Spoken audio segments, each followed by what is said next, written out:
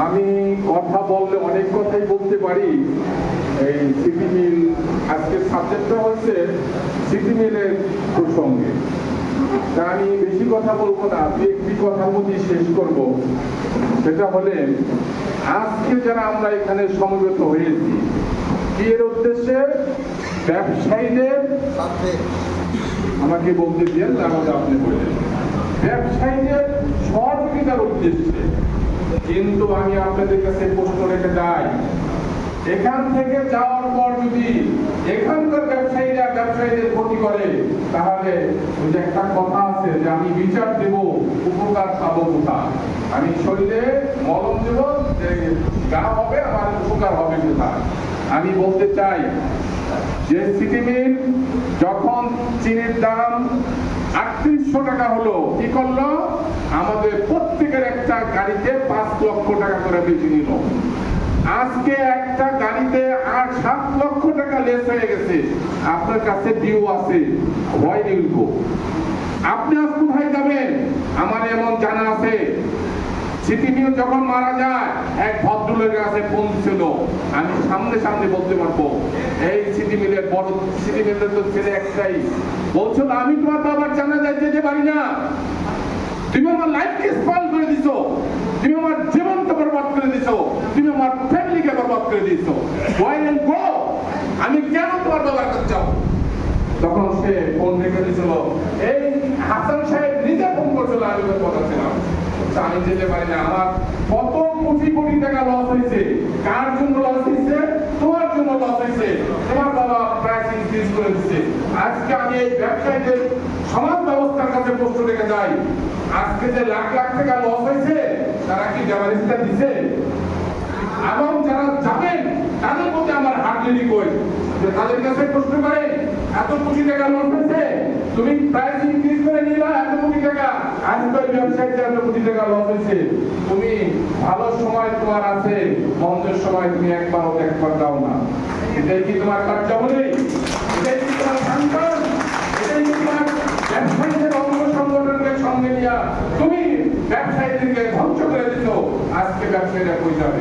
আজকে আমি বলবো, আপনারা যারা যাচ্ছেন সমিতির লোকজন, তাদের একটাই কথা থাকবে। আমি এই কথাটা লোক একটা কথা বলি, এই সমিতি এখন যারা নবনির্বাচিত সমিতির সদস্যবৃন্দ বা কমিটির প্রেসিডেন্ট, চেয়ারম্যান যারাই আছেন, এদের কাছে আমার একটা প্রশ্ন।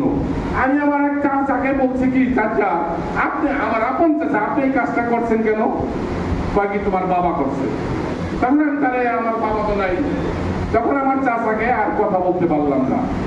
আগে সমিতির ছিল, এখনকার তো সমিতির, ওই সময় তো ওই সমিতির ছিল না, তাই আমি তো বলতে পারি না কিছু এই সমিতিকে, যেহেতু তারা নাই, যেহেতু আমার বাপ নাই, আমি তো আমার বাবাকে যেহেতু বাবা খান্দা করছে, আমি নির্দেশে মাইনে যাই। তত আপনাদের কাছে আমার প্রশ্ন, এই যে মিল মালিক যখন ডিউ ইস্যু করবো, ওই প্রশান্ত বাবু যে বলছে ডিউ ইস্যু করবো, তুই তো anyhow pay your due, pay your goods delivery.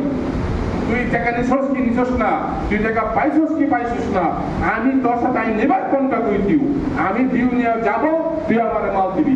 যখন প্রাইস বাইরে যায়, তখন তার টাকা ভর্তুকি দিয়ে মাল আনতে হবে, আর যখন কইনা যায় তখন তুমি খুব হাততালি দিবা। এটা তো হইতে পারে না, কিন্তু কোনো সমাজ ব্যবস্থায় হইতে পারে না।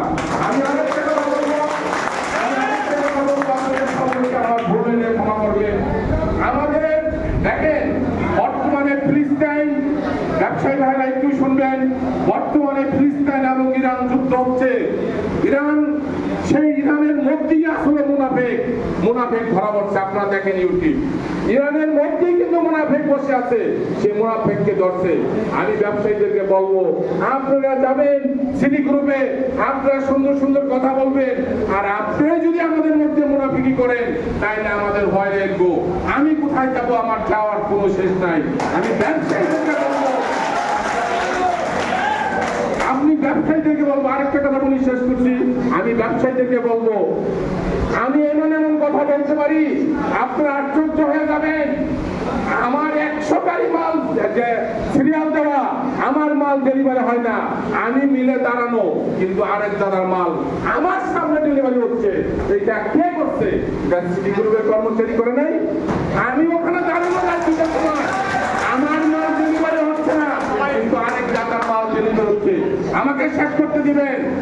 ক্লাসিফিকেশন বইলা পৃথিবীতে একটা শব্দ আছে, ক্লাসিফিকেশন বইলা পৃথিবীতে একটা শব্দ আছে।